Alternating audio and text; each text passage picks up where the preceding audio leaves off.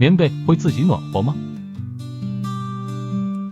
在一座破旧的庙宇里，一个小和尚沮丧地对老和尚说：我们这一座小庙，只有我们2个和尚。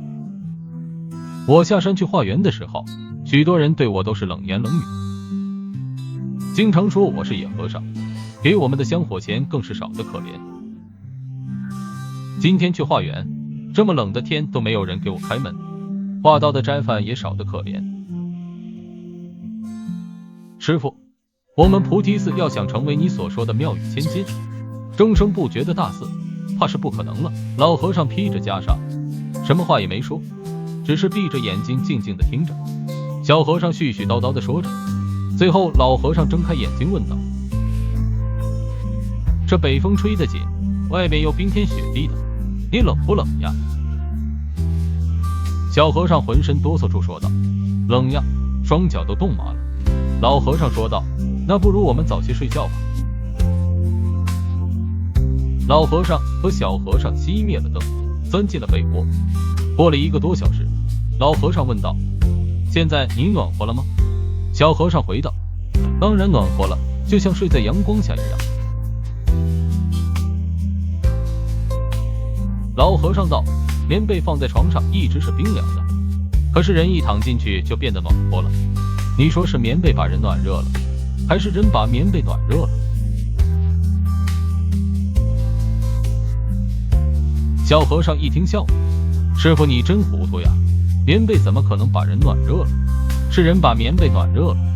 老和尚问：既然棉被给不了我们温暖，反而要靠我们去暖它，那么我们还盖着棉被做什么？小和尚想了想说：虽然棉被给不了我们温暖，可是厚厚的棉被却可以保存我们的温暖，让我们在被窝里睡得舒服呀。黑暗中，老和尚会心一笑：我们撞钟诵经的僧人，何尝不是躺在厚厚棉被下的人？而那些芸芸众生又何尝不是我们厚厚的棉被呢？只要我们一心向善，那么冰冷的棉被终究会被我们暖热的，而芸芸众生这床棉被也会把我们的温暖保存下来。我们睡在这样的被窝里，不是很温暖吗？妙语千间、终生不绝的大寺还会是梦想吗？小和尚听了，恍然大悟。从第2天开始，小和尚很早就下山去化缘了，依然碰到了很多人的恶语，可是小和尚却始终彬彬有礼地对待每一个人。10年以后，菩提寺成了方圆10几公里的大寺，有了许多僧人，而香客更是络绎不绝。小和尚也成了住持，人与人之间的关系，人与人之间的关系就像人与棉被一样，棉被之所以会暖和，不是因为它会发热，而是因为它保存了人身上的热气，最后再回到人身上来。积善行德就像人身上的热气，福德由老天帮你保存，就像棉被保存热气，最终回馈到你身上。积善之家必有余庆，你愿意给别人温暖，这份温暖不会消失，会保存在他人心中。当你哪天有需要时，别人会温暖回馈你。反思。这个故事教会我们，不要因为眼前的困难而气馁，而应该坚持做好事，积累福德。当我们向他人施以善意，这份善意会在他人心中积累，最终会在你需要时回报给你。就像老和尚说的，虽然棉被本身不能产生温暖，但它可以保存我们的热量，让我们在寒冷中感到温暖。人与人之间的善意也是如此，只要我们不断地积累善意，终有一天这些善意会回到我们身上，让我们的人生变得更加温暖和美好。咱们来听一段棉被的歌。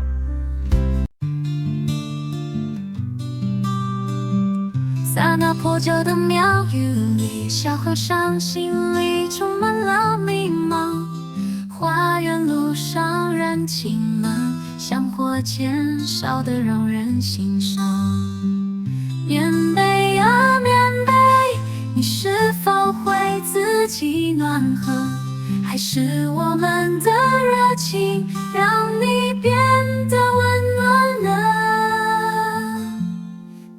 和尚笑着问，这冰天雪地你渴了？小和尚点点头，浑身颤抖无法理。面对呀面对，你是否会自己暖和？还是我们的热情让你变得温暖呢？面对呀面对，你是否会自己暖和？还是我们的热情让你变得温暖呢？老和尚笑着问，这冰天雪地你渴了？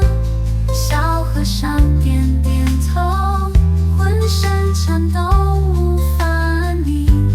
面对呀面对，你是否会自己暖和？还是我们的热情让你变得温暖呢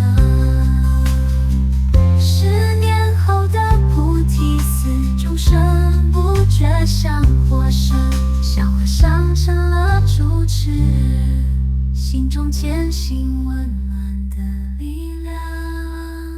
面对呀面对，你是否会自己暖和？还是我们的热情让你变得温暖呢？面对呀面对，你是否会自己暖和？还是我们的热情让你变得温暖呢？10年后的菩提寺，众生不觉像活神，小和尚成了主持，心中坚信温暖的力量。面对呀面对，你是否会自己暖和？还是我们的热情让你变得温暖呢？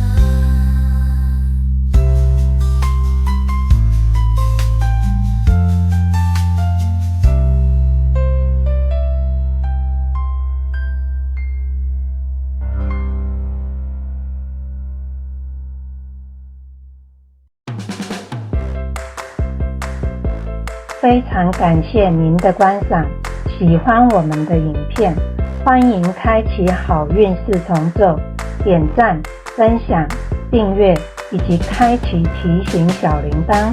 感谢您的观赏，我们下次再见。